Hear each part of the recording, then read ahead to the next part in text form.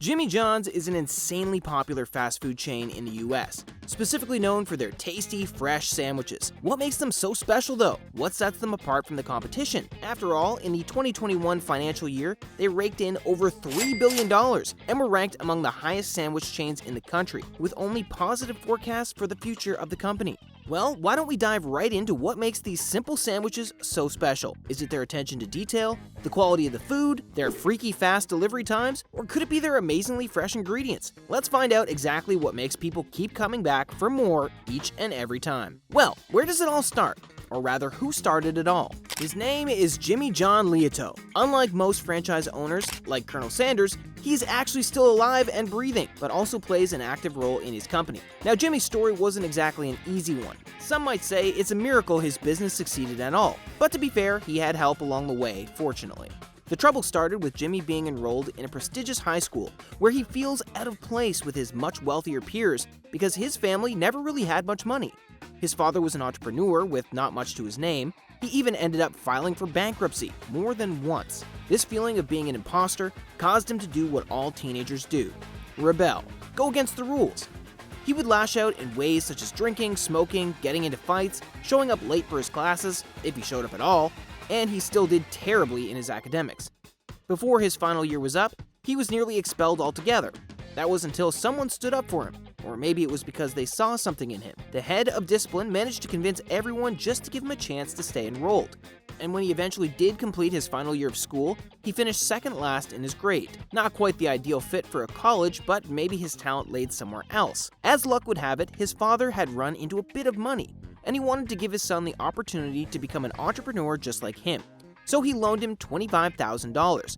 But if he failed in his ventures, he would also have to do what his father did, which was to join the army, which I'm sure to an 18-year-old Jimmy did not sound like fun at all. Jimmy John grabbed this opportunity and ran with it. What did he love that he could make money from? Food. He decided to pursue his passion for food. Growing up in the Chicago area, hot dogs were hugely popular, and he took massive inspiration from Portillo's, which were famous for their hot dogs. However, this would prove to be too costly for him. He was looking at a minimum of $40,000 just to get his business up and running. There were far too many costs involving the equipment, so he kept on searching for ideas. Then one day, when he was at a random sandwich shop, that light bulb appeared above his head. The idea clicked, and he saw his gap in the market. He noticed how the sandwich shop had a huge lack of equipment. But one sandwich shop with a lack of equipment wasn't enough, of course. He decided to spend the next few months traveling to other sandwich shops to see if they had similar setups, but also to learn the ins and outs of the sandwich business. After all, he was just out of high school and didn't have much experience with the real world of business. What he did have was a dream, though.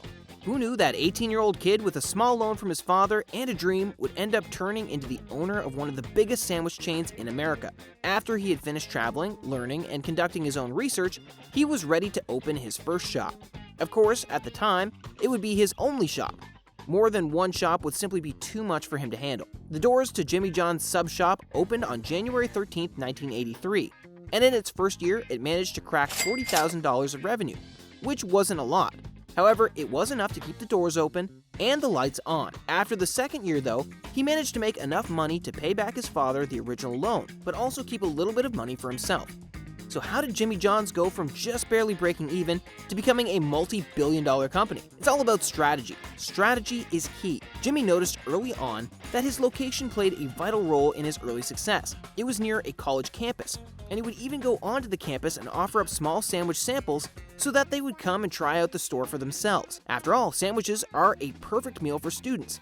They aren't messy, they're quick and inexpensive, but it can also give you that special kick you need to keep you going. To boost his initial sales up even further, though, he decided to deliver to people's doors, not just because it would be convenient for customers, but because the building he was operating out of was not the greatest, to say the least.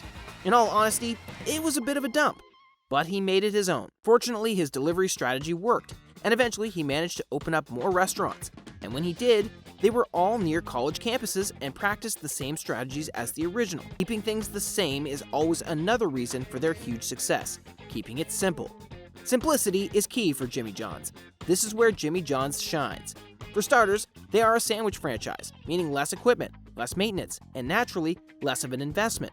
This principle was kept when it came to franchising. He started to franchise in 1994 in nearby states, beginning with Wisconsin, with about 98% of Jimmy John's being franchise stores, meaning that Jimmy John doesn't personally own them, but the stores do pay a fee in order to use the store name and the principles behind how sandwiches are made. The reason for there being such a huge percentage of franchise stores, though, is because so many people wanted to take part in this venture.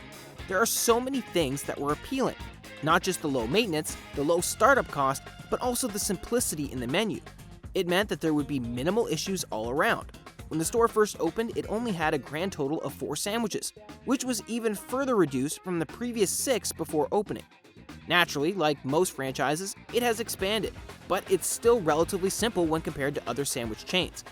When taking a closer look at their menu, you can actually spot that it's not all that diverse.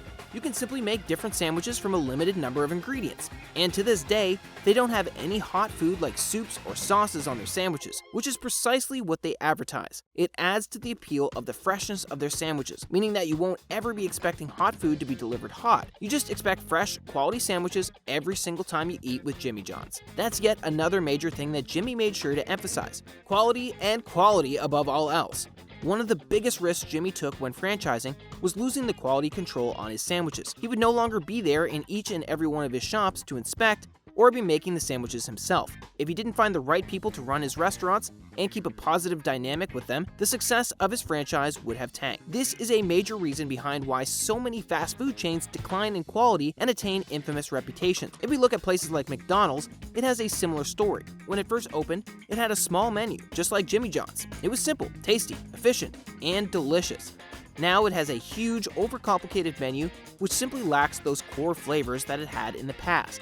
He did not want to end up like his competitors or other fast food places in the industry, which is why he took so long to franchise. Even when it came to his second and third shop, he spent a year working there himself to ensure the store was being run at his standards. So when it came to franchising, he decided not to be the biggest, but to be the best at what he does.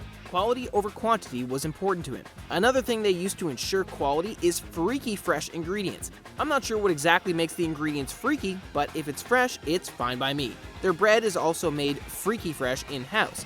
The vegetables are all also hand-sliced on site. Their condiments are supposed to be the best of the best, and their meat is supposedly all natural, which is something you need in this era. All in all, the food is fresh to say the least. Jimmy John's is definitely on the rise. But what is happening behind the scenes, you might ask? Well, in recent years, there's definitely been some changes to the company. In 2007, Jimmy John's sold a staggering 28% of his share of the company. It was sold to a private equity firm, which is surprising to say the least, due to Jimmy being so hesitant to franchise during the early days of Jimmy John's. The assumption is that this firm assisted the company in expanding. They were having issues buying real estate, and in the following year, after selling 28% of the company, Jimmy John's locations nearly doubled within the next 3 years, and they all managed to do all of that without losing any of their quality. It truly shows how the original values of Jimmy John's first shop are still in each and every one of his franchise shops.